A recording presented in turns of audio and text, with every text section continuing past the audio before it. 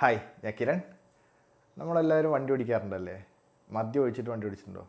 മദ്യം അടിച്ചിട്ടല്ല, മദ്യം ഒഴിച്ചിട്ട്. ശരിക്കും നമ്മളിപ്പോൾ എല്ലാവരും ചെയ്തുകൊണ്ടിരിക്കുന്നത് ഈ മദ്യം ഒഴിച്ചിട്ടാണ് വണ്ടി ഓടിച്ചുകൊണ്ടിരിക്കുന്നത്.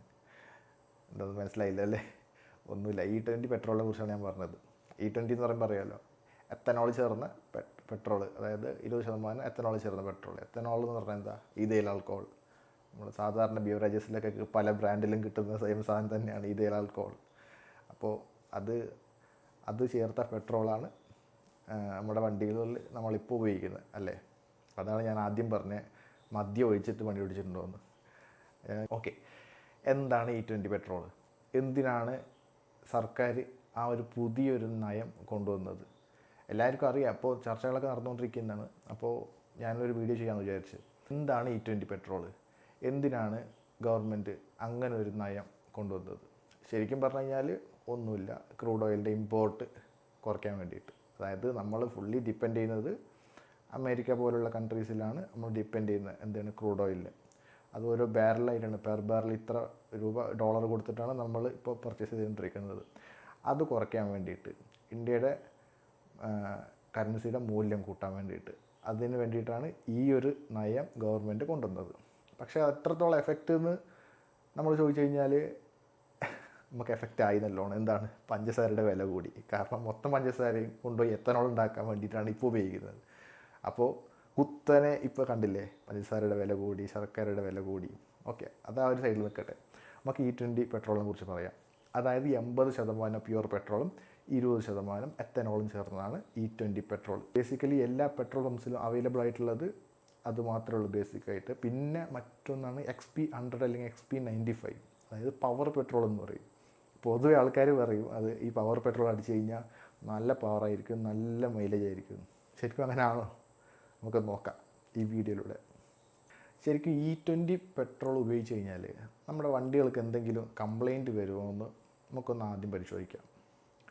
ശരിക്കും ഇപ്പോൾ ഇറങ്ങുന്ന ലേറ്റസ്റ്റ് വണ്ടികളിൽ, അതായത് ഒരു 3 വർഷം ആയി ഈ ഒരു ലേറ്റസ്റ്റ് വണ്ടി, അതായത് BS6 വണ്ടികളിൽ എന്താണ് E20 കോമ്പറ്റിബിൾ എന്ന് അതിൽ മെൻഷൻ ചെയ്തിട്ടുണ്ടാവും. അതായത് E20 പെട്രോൾ അടിച്ചു കഴിഞ്ഞാലും കുഴപ്പമില്ലാതെ ഓടും എന്നുള്ളത്. എന്നാൽ കുറച്ച് പഴയ വണ്ടികൾ, അതായത് 2023, 72 മുന്നേ ഉള്ള വണ്ടികൾ അങ്ങനെയാണോ? ശരിക്കും ആ സമയത്ത് ഇറങ്ങിയ വണ്ടികൾ ശരിക്കും പറഞ്ഞു കഴിഞ്ഞാൽ E20 കോമ്പറ്റിബിൾ അല്ല. കാരണം അതിലുപയോഗിച്ചിരിക്കുന്ന ഈ റബ്ബർ സീൽസ്, റബ്ബർ ഓറിങ്സ്, അതായത് ഫ്യൂവൽ സിസ്റ്റം, ഫ്യൂവൽ പൈപ്പൊക്കെ നോർമൽ റബ്ബർ ഉപയോഗിച്ചുള്ള മെറ്റീരിയലാണ് അതിലുപയോഗിച്ചിരിക്കുന്നത്. അത് ഈ എത്തനോള് എന്ത് ചെയ്യും? ഡീഗ്രേഡ് ചെയ്യാനുള്ള സാധ്യതയല്ല, ഡീഗ്രേഡ് ആവും. ഇപ്പോൾ അതിന് വേണ്ടിയിട്ടാണ് ഇപ്പോൾ കമ്പനികൾ എന്താണ് E20 കോമ്പറ്റിബിൾ എന്ന് പറഞ്ഞിട്ട് മെൻഷൻ ചെയ്തിരിക്കുന്നത്. ഞാൻ ഈ കഴിഞ്ഞ ആഴ്ചയിൽ ഒരു ചാനൽ ചർച്ച കണ്ട്, തമ്മിൽ ശ്രീകണ്ഠൻ നായരുടെ. അതിൽ 2 വിദഗ്ധർ വന്ന് പറയുന്നത് എന്താണ്? ഹ്യൂണ്ടായി, മാരുതി സുസുക്കി, പിന്നെ ഹീറോ മോട്ടോ കോർപ്പ്, ഇവരൊക്കെ പറയുന്നത് E20 പെട്രോൾ വന്നതിന് ശേഷം 1 ലക്ഷക്കണക്കിന് വണ്ടികൾ അവർ സർവീസ് ചെയ്തിട്ടുണ്ട്. E20 പെട്രോളിനെ കൊണ്ട് യാതൊരു പ്രശ്നവും ഒരു വണ്ടിക്കും പറ്റിയിട്ടില്ല എന്നാണ് അവരിൽ വാദിക്കുന്നത്. അങ്ങനെയാണെങ്കിൽ എന്തിനാണ് ഈ കമ്പനി ഈ പെട്രോൾ ടാങ്കിൻ്റെ അടുത്ത് E20 കോമ്പറ്റിബിൾ എന്നിട്ട് മെൻഷൻ ചെയ്ത് അയക്കുന്നത്? അവിടെ തന്നെ പോയി അവരുടെ ആ ഒരു വാദം. ശരിക്കും ഓക്കെ, അത് അങ്ങനെ കുറച്ച് ആൾക്കാർ വേറെ ഒരു സൈഡിലുണ്ടാവും. എന്തിനു ഗവൺമെൻറ് എന്തെങ്കിലും കൊണ്ടുവന്നു കഴിഞ്ഞാൽ അതിങ്ങനെ വെളുപ്പിച്ചുകൊണ്ട് നടക്കാനുള്ള കുറച്ച് ആൾക്കാർ. ഓക്കെ, അതവിടെ നിൽക്കട്ടെ. എന്താണ് XP100 പെട്രോൾ? കണ്ടിട്ടുണ്ടാവും എല്ലാവരും. പെട്രോൾ പമ്പിൽ പോകുമ്പോൾ അവിടെ സെപ്പറേറ്റ് മെൻഷൻ ചെയ്തിട്ടുണ്ടാവും ഒരു മെഷീനിൽ പവർ പെട്രോൾ അല്ലെങ്കിൽ XP100, XP95 എന്നൊക്കെ. ഒന്നുമില്ല, ഹൈ ഒക്ടേൻ നമ്പർ കൂടിയ പെട്രോൾ. അതായത് നമ്മുടെ വണ്ടികൾ നോർമലി വണ്ടികളുടെ വർക്കിംഗ് എങ്ങനെയാണെന്ന് അറിയാവുന്നവർക്ക് ഇത് ഞാൻ പറഞ്ഞത് മനസ്സിലാവും. ഞാൻ ബേസിക്കലി വേണമെങ്കിൽ ഞാൻ സിമ്പിളായിട്ട് പറഞ്ഞുതരാം. അതായത് നമ്മുടെ വണ്ടി വർക്ക് ചെയ്യുന്നത് അതിൻ്റെ എൻജിൻ, അതിൻ്റെ എൻജിൻ്റെ മോഡൽ ഞാൻ ഇവിടെ കൊടുക്കാം. ഞാൻ സിമ്പിളായിട്ട് ഒരു ബൈക്ക് പ്രവർത്തിക്കുന്നത് എങ്ങനെയെന്ന് ഞാൻ പറഞ്ഞുതരാം. അതായത് 4 സ്ട്രോക്ക് എൻജിൻ എന്നാണ് ഇതിന് പറയുന്നത്. IC എൻജിൻ, അതായത് ഇൻറ്റേർണൽ കമ്പസ്റ്റൻ എൻജിൻ എന്ന് പറയും. സിമ്പിളാണ് ഇത്, അത്രയും വലിയ കാര്യമൊന്നുമല്ല. അപ്പോൾ ഞാൻ പറഞ്ഞുതരാം. ഈ IC എൻജിൻസ് വർക്ക് ചെയ്യുന്നൊരു പ്രിൻസിപ്പിൾ ഉണ്ട്. അതായത് എയർ ഫ്യൂൽ മിക്സ്ചറിനെ കംപ്രസ് ചെയ്തിട്ട് അതിനെ സ്പാർക്ക് ചെയ്തിട്ട് ആ സ്പാർക്ക് ചെയ്യുമ്പോൾ ഉണ്ടാകുന്ന പ്രഷർ മൂലം ഈ പിസ്റ്റൺ താഴോട്ട് പോയിട്ട് ക്രാങ്ക് ഷാഫ്റ്റ് കറങ്ങിയിട്ട് ഇങ്ങനെയാണ് ഇതിൻ്റെ വർക്കിംഗ് പ്രിൻസിപ്പിൾ. അപ്പോൾ നമ്മുടെ നോർമൽ പെട്രോൾ അത് ഈ കുറേ നേരം എഞ്ചിൻ വർക്ക് ചെയ്ത് കഴിയുമ്പോൾ ഹെഡിൽ, അതായത് ഈ കംപ്രസ് ചെയ്യുന്ന ഹെഡിൽ ഒരു ചൂടുണ്ടാവും. അപ്പോൾ ഈ സ്പാർക്ക് പ്ലഗ് ഇഗ്നൈറ്റ് ചെയ്യുന്നതിന് മുന്നേ ഇത് കത്താൻ തുടങ്ങും. അപ്പോൾ നോക്കിങ് കേട്ടിട്ടുണ്ടാവും ഈ വാക്ക്. അതായത് എഞ്ചിൻസിലൊക്കെ സാധാരണ വരുന്ന ഒരു പ്രശ്നമാണ് നോക്കിങ്. അത് വന്നു കഴിഞ്ഞാൽ എഞ്ചിന് തകരാറൊക്കെ ഉണ്ടാവാൻ സാധ്യതയുണ്ട്. അപ്പോൾ ഈ നോക്കിങ് ഒഴിവാക്കാൻ ഈ XP100 അല്ലെങ്കിൽ XP95 പെട്രോളിനെ കൊണ്ട് സാധിക്കും. കാരണം അത് കമ്പസ്റ്റൻ ആവാൻ ഈ ചെറിയ ഹീറ്റ് ചൂട്, അതായത് ഹെഡിൽ വരുന്ന ആ ചെറിയ ചൂട് കൊണ്ടൊന്നും അതിനെ ഇഗ്നൈറ്റ് ചെയ്യാൻ പറ്റില്ല. അപ്പോൾ അതൊരു കൺട്രോൾഡ് ആയിട്ട് ഇഗ്നൈറ്റ് ചെയ്തിട്ട് എൻജിൻ്റെ പെർഫോമൻസ് കുറച്ചും കൂടി ബെറ്റർ ആയിരിക്കും. കമ്പാരിറ്റീവ്ലി കുറച്ചും കൂടി ബെറ്റർ ആയിരിക്കും. ഇപ്പോൾ കമ്പനീസ് പറയുന്നത് എന്താണ് 3 to 5% മൈലേജും കൂടുതൽ കിട്ടും. 160 രൂപ കൊടുത്തിട്ട് നമുക്ക് ഈ 5% മൈലേജ് കൂടുതൽ കിട്ടിയിട്ട് കാര്യമില്ല, അത് വേറെ കാര്യം. ഓക്കെ, അതായത് ഈ XP100 എന്നുള്ള പെട്രോൾ അതിൽ 87.6 പ്യുവർ പെട്രോളും ബാക്കി 12.4% MTBE എന്ന് പറയുന്നൊരു ഓക്സിജനേറ്റഡ് അഡിക്റ്റീവ്, അതായത് ഈ പെട്രോളിനെ നല്ലോണം കത്താൻ സഹായിക്കുന്ന ഒരു അഡിക്റ്റീവ്, അതൊരു കെമിക്കലാണ് അത് ചേർക്കുന്നത്. പക്ഷേ കമ്പനീസ് ഒന്നും ഒഫീഷ്യലായിട്ട് എവിടെയും പറയുന്നില്ല.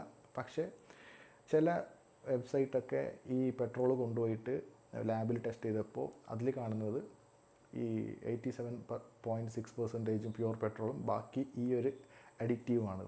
അതായത് MTBE എന്ന് പറയുന്ന ഒരു അഡിക്റ്റീവ്, ഓക്സിജനേറ്റഡ് അഡിക്റ്റീവ് എന്നാണ് അതിനെ പറയുക. അപ്പോൾ അതുമാണ് ഇതിൽ എത്തനോൾ 0 ആണ് എന്നാണ് ഈ ലാബ് ടെസ്റ്റിലൊക്കെ മനസ്സിലായത്. അപ്പോൾ നമ്മുടെ സാധാരണ ബൈക്കുകളിൽ, നമ്മുടെ സാധാരണ 2 സ്ട്രോക്ക് ബൈക്കൊക്കെ 100cc 150cc ബൈക്കുകളൊക്കെ ഇല്ലേ, അതിൽ ഈ XP100 അല്ലെങ്കിൽ XP95 പെട്രോൾ ഉപയോഗിച്ച് കഴിഞ്ഞാൽ നമുക്ക് എന്തെങ്കിലും ബെനിഫിറ്റ് ഉണ്ടോ? ശരിക്കും പറഞ്ഞു കഴിഞ്ഞാൽ ഒരു ബെനിഫിറ്റും ഇല്ല. വെറുതെ 160 രൂപ നമുക്ക് പെട്രോൾ പമ്പിൽ കൊടുക്കാത്രേ ഉള്ളൂ. അതായത് IC എൻജിൻസ് വർക്ക് ചെയ്യുന്നതിൽ ഒരു കംപ്രഷൻ റേഷ്യോ എന്ന് പറയുന്ന ഒരു സംഭവമുണ്ട്. നമ്മുടെ സാധാരണ ഒരു 95% റോട്ടിലോടുന്ന വണ്ടികളുടെ കംപ്രഷൻ റേഷ്യോ 10:1. ആ കംപ്രഷൻ റേഷ്യോയിൽ ഈ ഹൈ ഒക്ടൈൻ പെട്രോൾ ഒരിക്കലും പ്രോപ്പറായിട്ട് വർക്കാവില്ല.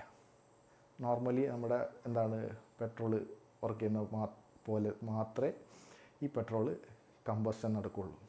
അപ്പോൾ എവിടെയാണ് ഈ ഹൈ ഒക്ടൈൻ നമ്പർ പെട്രോൾ നമുക്ക് ഉപയോഗിക്കാൻ പറ്റുക?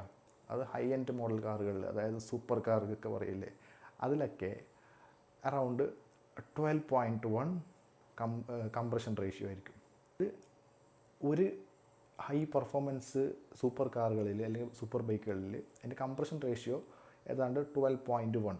അതായത് അതിൻ്റെ സിലിണ്ടർ, അതായത് പിസ്റ്റൺ ചലിക്കുന്ന സിലിണ്ടറിൻ്റെ 12-1, അതായത് ഈ പിസ്റ്റൺ കംപ്രസ് ചെയ്തിട്ട് മുകളിലോട്ട് പോയി കഴിഞ്ഞാൽ ഈ ബാക്കി വരുന്ന സ്ഥലം ഈ സിലിണ്ടറിൻ്റെ 12-1 നമ്മുടെ നോർമൽ ബൈക്ക് കാറുകളിൽ, നോർമൽ 95% ബൈക്കും കാറുകളിലും ഇത് 10:1, അതായത് ഈ സിലിണ്ടറിൻ്റെ 10-1 ഭാഗമാണ് ഇവിടെ പിസ്റ്റൺ മുകളിലോട്ട് എത്തിക്കഴിയുമ്പോൾ ഉണ്ടാവുക.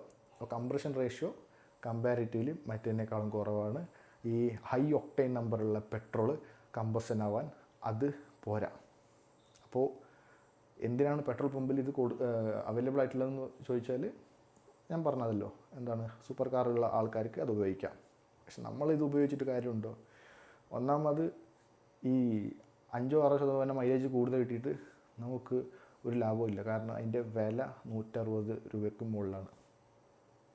അപ്പോൾ ഞാൻ എൻ്റെ വണ്ടിക്ക് പവർ പെട്രോൾ അടിച്ചു, എൻ്റെ വണ്ടിക്ക് ഭയങ്കര പവറാണ്, അങ്ങനെയൊന്നുമില്ല, പവറൊന്നും കിട്ടില്ല. പിന്നെ ഈ E20 പെട്രോളിൻ്റെ മറ്റൊരു പ്രശ്നം, അതായത് നമ്മളറിയാമല്ലോ, മദ്യത്തിൽ എല്ലാവരും വെള്ളം ഒഴിച്ചിട്ടാണ് കുടിക്കുക.